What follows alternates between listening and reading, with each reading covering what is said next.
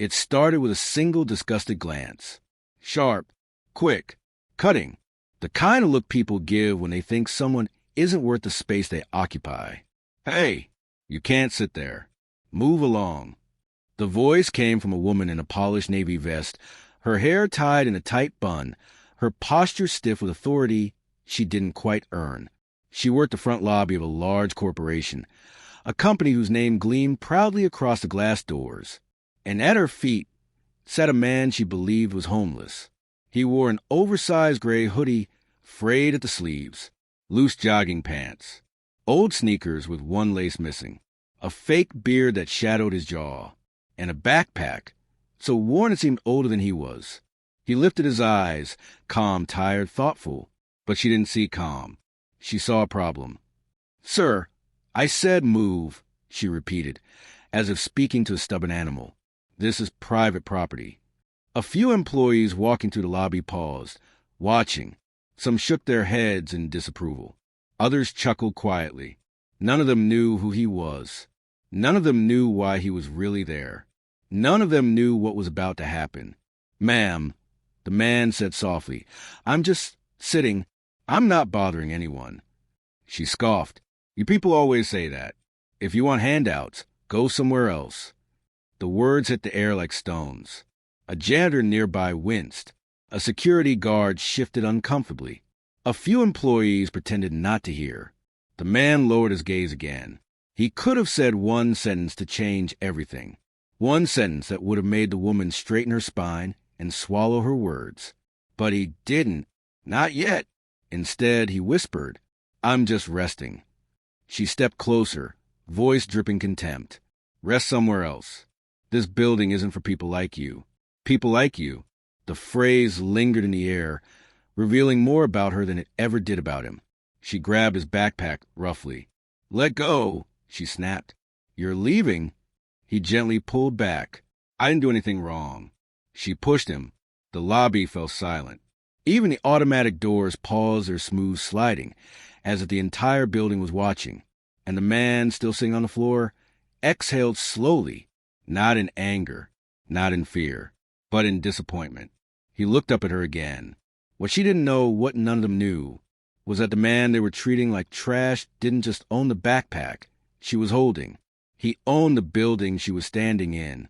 And before the day ended, every person in that lobby would learn the truth. Before we continue, if stories like this grab your heart and make you think twice about how people are treated, make sure you subscribe to Black Justice. Your support helps us keep telling these powerful cinematic stories that reveal truth, dignity, and justice. Now back to the story. The lobby manager, her name tag read Miss Porter, folded her arms tightly. "I'm calling security," she declared loudly, making sure every passerby heard. "We're not running a shelter here." The man, still hunched and quiet, simply nodded. "I understand." "No," she barked. "You don't? You're trespassing. You can't just sit in front of corporate office like you have a right to be here."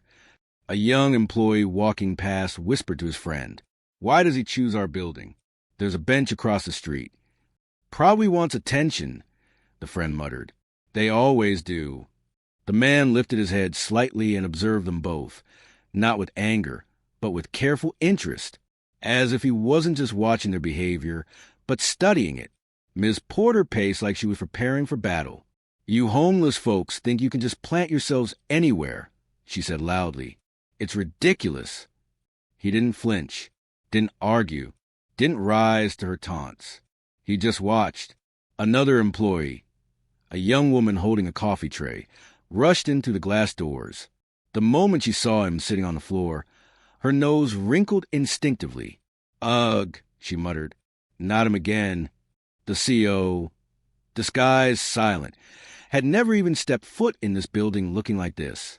But the employees had already built a story around him, already decided his identity, already judged his worth. The lobby manager waved the coffee-carrying woman over. "Lena," grabbed security. "Tell him we got a homeless man disturbing guests." "He's not disturbing anyone," a soft voice said suddenly. Everyone turned. It was a janitor, an older black man with kind eyes, holding a mop handle like a staff of quiet wisdom. Miss Porter rolled her eyes. "Not now, Henry." But Henry continued. "He's just sitting," the janitor said. "It's not hurting anybody." Miss Porter stepped in front of Henry, leaning close. "You do your job," she whispered sharply, "and let me do mine." Henry held her gaze. His voice was calm, but steady. "Respect is everybody's job." The lobby manager scoffed and turned away. The CEO, still silent, watched the exchange with great interest. One employee had shown cruelty. Several had shown indifference. But one had shown conscience. A seed was planted. A moment noted. But no one knew how important it would become. Miss Porter snapped her fingers at the disguised CEO again. "Get up. Now." He slowly rose to his feet. Once standing, he seemed taller than she expected. Almost eye level with her. Her expression flickered. But she hit it quickly. "Follow me," she ordered. He did. Not because he had to, but because he wanted to see how far she would go. The disguised EO followed Miss Porter toward the security desk, his footsteps soft, hers sharp and impatient. "Stand right there," she ordered, pointing to a spot near the wall like she was instructing a dog. "And don't touch anything." He stopped where she pointed. Eyes lowered, hands relaxed, posture humble. He wanted to see her unfiltered, without the mask people wear when they know they're being watched by someone important. She checked the lobby again, making sure employees had seen her take charge. A small performance. For an audience she thought she had. "Unbelievable," she muttered loudly. "Just unbelievable." The disguised so slowly lifted his gaze, not to challenge her, but to observe. How people treat the powerless reveals who they truly are. A security guard approached, younger, uncertain, with a badge that read Daniel. He hesitated when he saw the supposed homeless man standing quietly. "Ma'am, what seems to be the issue?" Ms. Porter waved dramatically. "He's trespassing," she snapped, sitting in the lobby, refusing to leave. Daniel looked at the man, then back to her. He doesn't look like he's causing trouble." "That's where you're wrong," she hissed. "Look at him. He doesn't belong here." The disguised CO spoke gently. "I wasn't disturbing anyone. Just needed a place to rest." Ms. Porter scoffed. "Rest? This is a multi-million-dollar corporation, not a bus stop. You think you can stroll into a building like this because you feel like it?" Daniel's expression tightened. "Ma'am," he said carefully, "maybe we should just ask him to step outside." "I did," she barked. "He's being difficult." The security guard turned to the man in the hoodie. "Sir, would you mind stepping outside for now? We can talk there." The CEO nodded politely. "Of course. I don't want to be a problem." But Miss Porter cut in before he could move. "Not yet," she snapped. "I want his information." Daniel blinked. "His what?" "Name. Where he's from. Why he's here. Why he's always hanging around." The CEO raised his eyebrows slightly. "Always?" Ms. Porter smirked. "You people all look the same. I've removed at least 3 of you this month." Her assumptions were already cracking, revealing she didn't actually recognize him or anyone. "Ma'am," Daniel said quietly, "I don't think you have the authority to." "I run this lobby, Daniel. Don't question me." She stepped even closer to the CEO. "Empty your pockets." Daniel quickly interjected. "Ma'am, we can't force that." "I said empty them." Her voice echoed through the lobby. Conversation stopped. Heads turned. The disguised CEO looked around. So many employees watching. Some entertained. Some uncomfortable. Most silent. Silence, the most common bystander. He reached into his pocket slowly. Pulled out a single item. A folded piece of paper. Old. Crumpled. Stained from the floor he'd sat on. Ms. Porter snatched it. "What's this?" she demanded. The CEO said nothing. She opened it, expecting a shelter pamphlet or food stamp notice. But instead, her eyes skimmed the words, then froze. It was a printout of something strange for a homeless man to carry. A building inspection schedule. The very building they were standing in. She narrowed her eyes. "Where did you get this?" The CEO didn't speak. Ms. Porter shook the paper, irritated. I said, where did you get this? He answered calmly. I found it. Daniel frowned. Why would you pick that up? The CEO shrugged lightly. I was curious. People walk past things without seeing them. He said it casually, but it was the first breadcrumb. A clue wrapped in innocent phrasing. He added softly, you learn a lot about a building when you pay attention. Ms. Porter sneered. Don't get cute. You don't learn anything. You loiter, and you're making this place look bad. She crumpled the paper and tossed it aside. The CEO watched it fall and made mental notes. How people treated information, how they treated strangers, how they treated the powerless. The janitor, Henry, quietly retrieved the thrown paper and slipped it into his pocket. The disguised CEO noticed. Another note. They escorted him outside. The lobby door slid shut behind them. The noise of the street swallowed the building's silence. Ms. Porter stood with her hands on her hips. Now, she demanded, why this building? Why here? Why us? The CEO studied her face. The entitlement, the assumption, the certainty that her authority came from judgment, not competence. He finally answered, I just want to see how people are treated. By bothering them, she snapped. By being here, he said softly.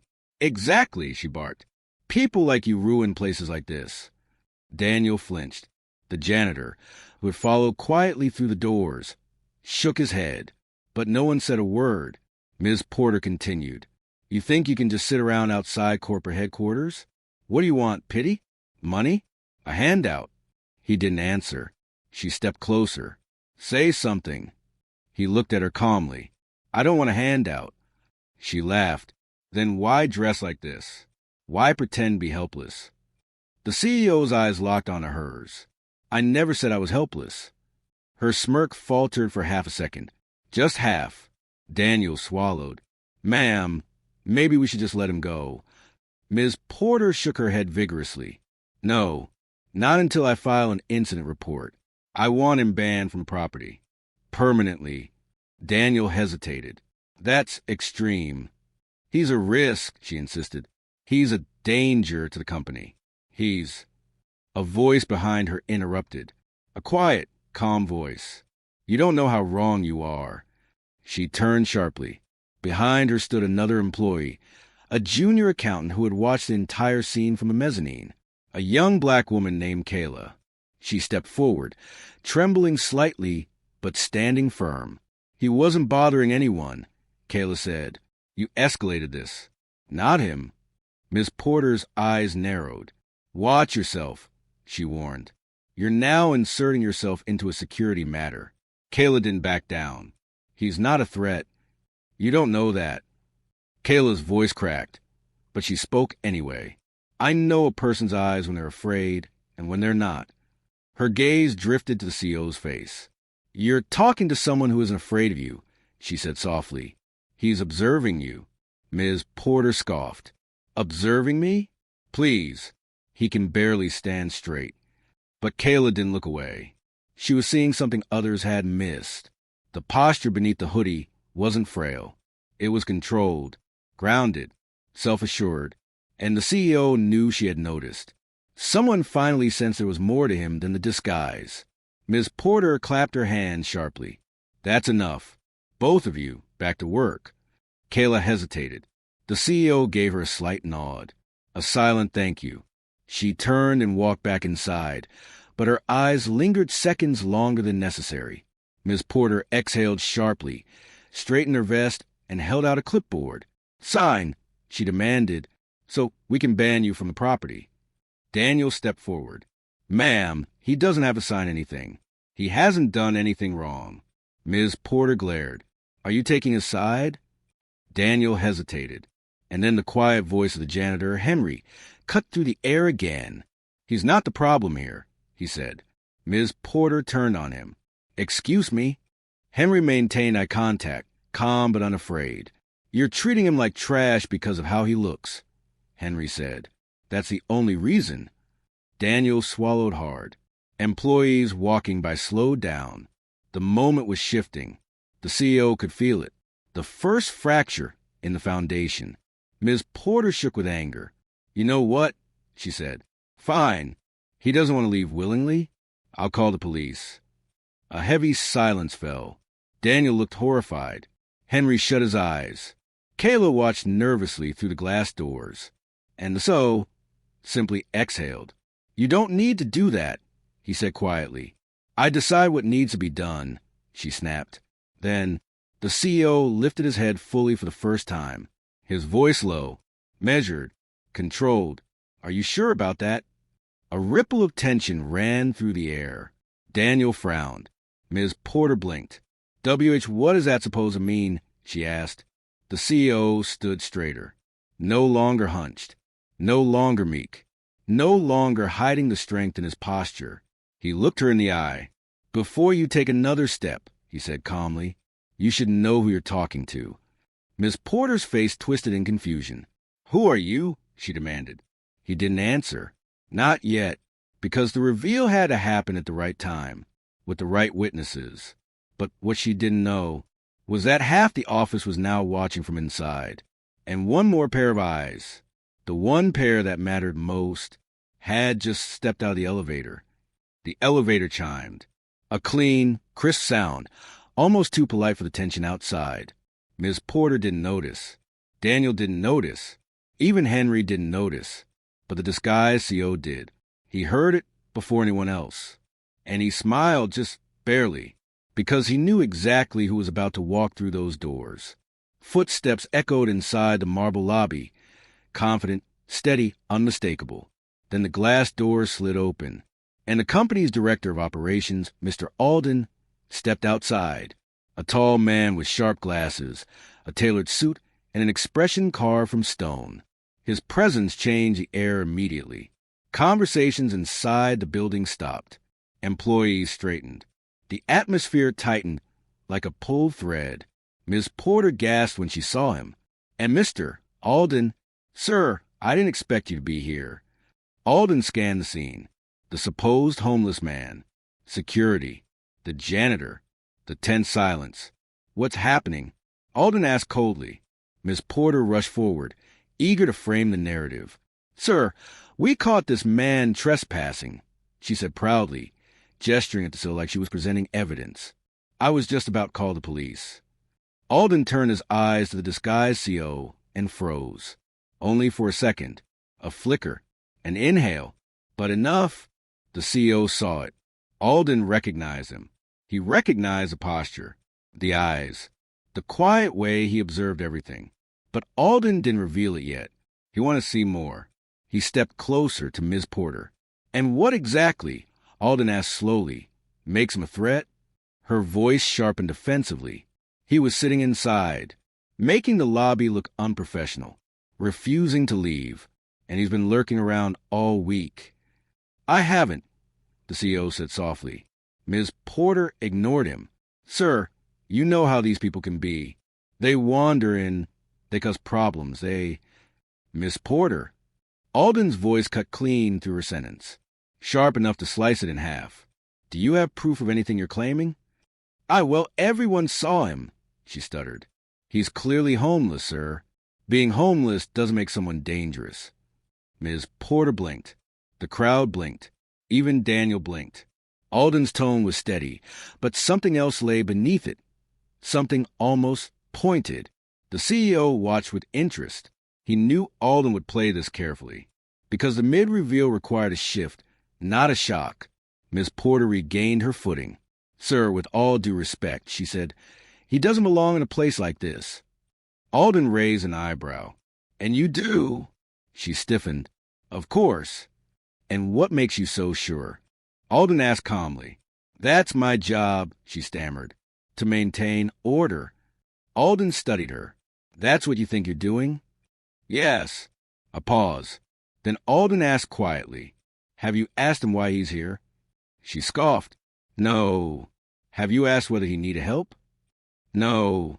Have you asked him anything besides leave? She hesitated. No. Alden nodded slowly. So you judged him, he said softly. Immediately, without question. Ms. Porter clenched her jaw. He's dressed like that, she argued weakly. What else was I supposed to think? The CEO finally lifted his voice just slightly. That maybe I was a person. The word struck the air like a slow, controlled storm. Ms. Porter turned sharply toward him. Don't get smart. But Alden didn't look away from the CEO. Instead, he asked him with unusual respect, Sir, is there a reason you came to this building today? The CEO nodded once. There is. Alden waited, but the CEO didn't elaborate. Not yet. Suspense thrives in silence. Alden studied him again, the posture, the control, the unshaken expression. Then he turned to Daniel. What's your assessment? Daniel swallowed nervously. Sir, he didn't cause any trouble. He was calm the whole time. Miss Porter escalated things. Miss Porter's face snapped toward him. Daniel. Alden held up a hand. She fell silent. Then he turned to Henry, the janitor. And you? You saw what happened. Henry nodded slowly. I did. And your opinion? Henry's voice was soft but powerful. He was treated unfairly, he said, because of how he looks. Nothing more. Alden exhaled. So, he said, we have a peaceful man, a confrontational manager, and a lobby full of witnesses. He looked at Ms. Porter. Do you realize how this looks? She swallowed. I was just doing my job. Your job is to treat everyone with dignity unless they pose a real threat. Alden said firmly, not to embarrass the company, not to harass innocent people. Her eyes darted anxiously. This was a shift, a power shift. She could feel it. So could the CEO. But this wasn't the full reveal yet, just a tremor before the quake. Alden stepped closer to the CEO. Sir, he said, is there anything you want to say before I make a judgment? The CEO looked directly into Alden's eyes, and for the first time, he let a thread of his true authority seep into his voice. Yes, he said quietly, I want the employees of this company to see themselves clearly. Alden's breath caught. Ms. Porter frowned. What is that supposed to mean? The CEO didn't answer her. Alden swallowed, then turned to the employees gathering behind the glass. I want everyone from HR on standby, he announced, and someone record statements from every witness. Ms. Porter paled. Sir, that's not necessary. Alden didn't even look at her. Actually, he said, it is. The CEO sat down on the bench outside the building, not because he was tired, but because he knew exactly what he was doing. He was allowing them to complete the picture. The man they had tried to force off their property now sat calmly on their property, as if he belonged there, which he did. Alden stared at him and saw the truth rising through the disguise, but Miss Porter remained clueless. You're treating this nobody like he's important, she snapped. Alden closed his eyes briefly, not out of frustration, but out of second-hand embarrassment. The CEO finally turned his head toward her, and though his voice remained gentle, it carried the weight of a man who had lived far above her pay grade. You have no idea, he said softly, how important I am to this company. Her eyes narrowed in confusion. What are you talking about? He didn't respond, because the mid-reveal requires tension, silence, suspense, a slow unmasking. Kayla stepped outside again, unable to stay away. She looked at the CEO, really looked, and whispered, You're not who they think you are you? The CEO met her eyes, a knowing, quiet smile, and Kayla whispered, I knew it. Alden finally spoke. We need to move this indoors, he said.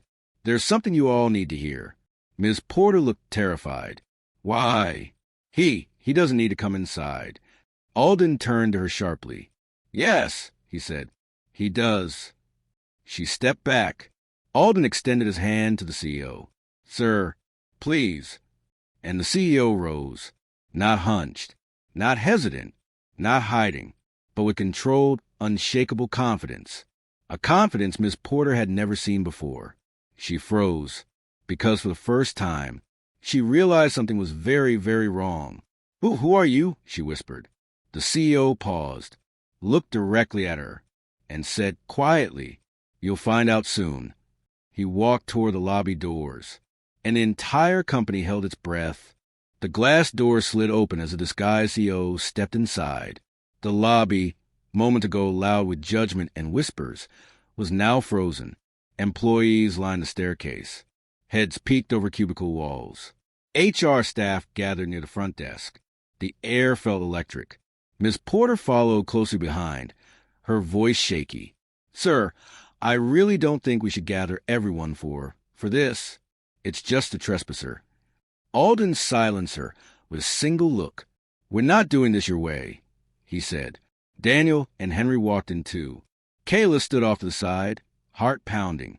As the CEO took his place in the center of the lobby, something changed. He straightened. He inhaled deeply, and the tired, hunched posture dissolved. He stood tall, strong, commanding. The transformation was so subtle yet so overwhelming that a ripple ran through the room. People began to whisper, "Who is he? Why does the director look nervous? Is he someone important?" Miss Porter clung to what little authority she believed she had left. "Sir, before this goes any further, I need to inform you." Alden stepped between them. "Miss Porter," he said firmly, "be quiet." She froze. Alden turned toward the CEO. "Sir, if you're ready." The CEO nodded once. Alden took a deep breath, then addressed the entire lobby. "Everyone, please listen carefully. What happens next is important, and I need every department head present." Managers rushed in. Team leads whispered urgently. Phones slipped quietly into pockets.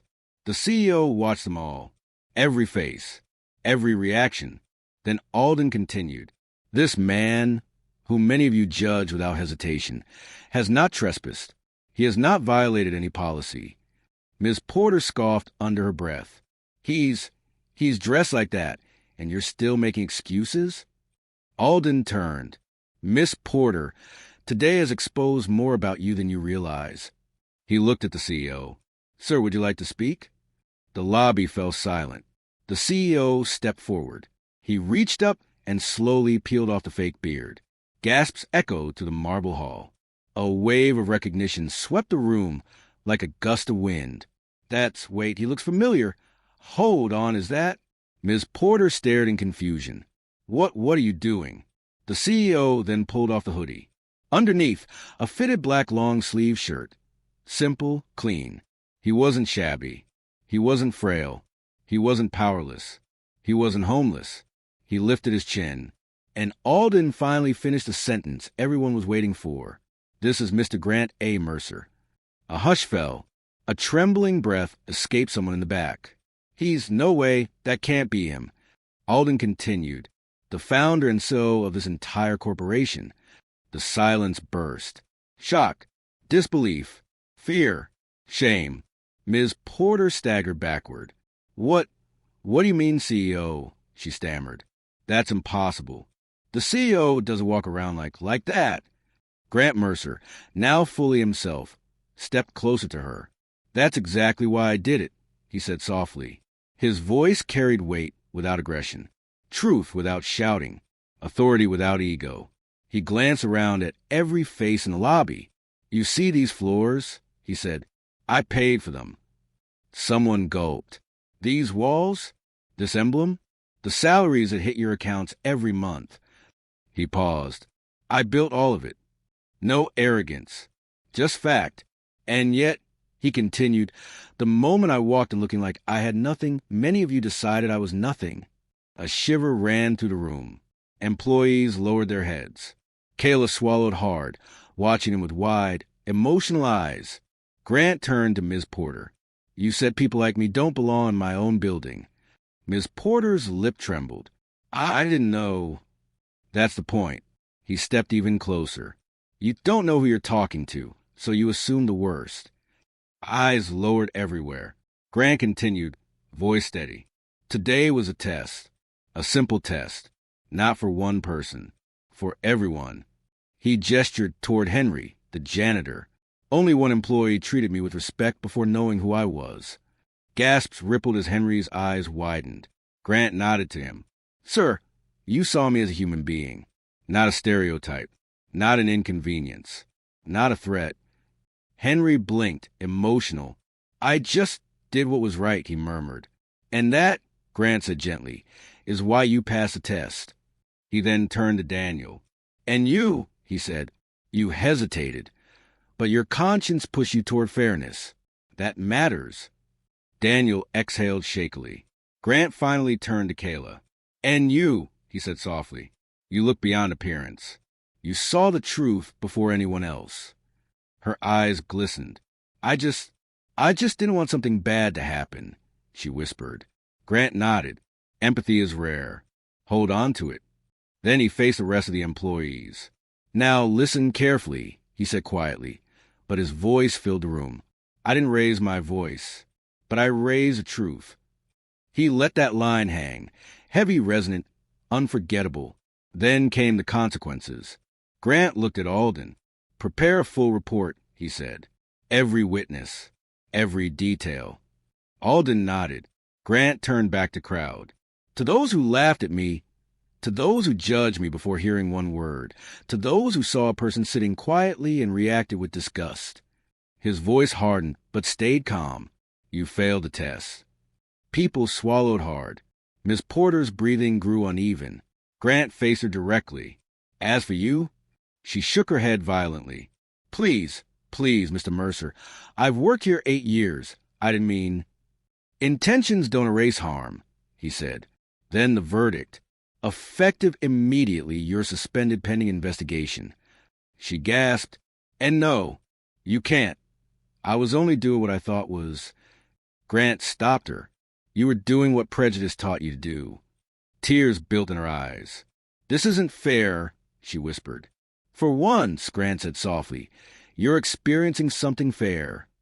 Alden stepped forward, escorted her to HR. 2 staff members approached. No, please, she whispered as they guided her away, stunned and trembling. Her voice faded. The lobby exhaled.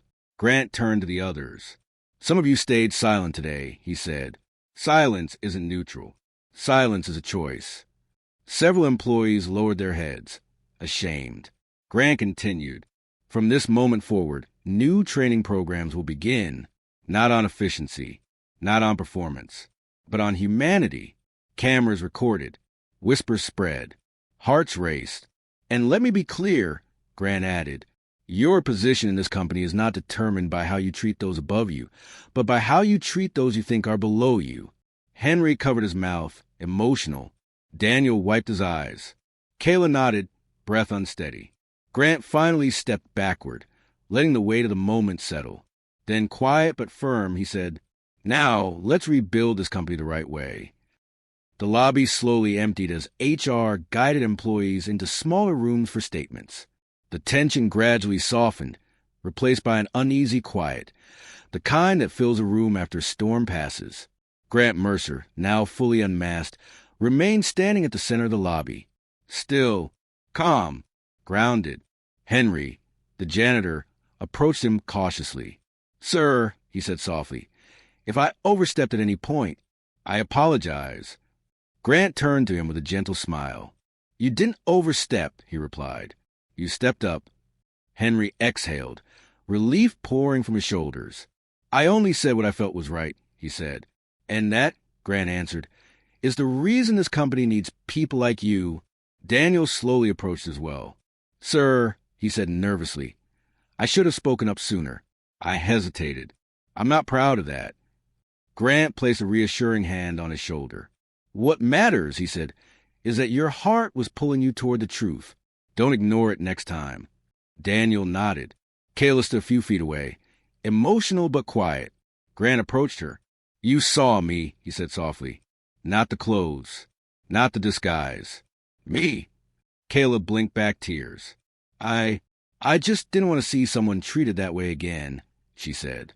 My father went through something similar years ago. Grant exhaled. That must have been hard. It was, Kayla whispered. People judged him before knowing anything about him. Grant nodded slowly. And today, he said, you broke that cycle. A tear escaped down her cheek. Thank you, she whispered. Grant shook his head. No, thank you.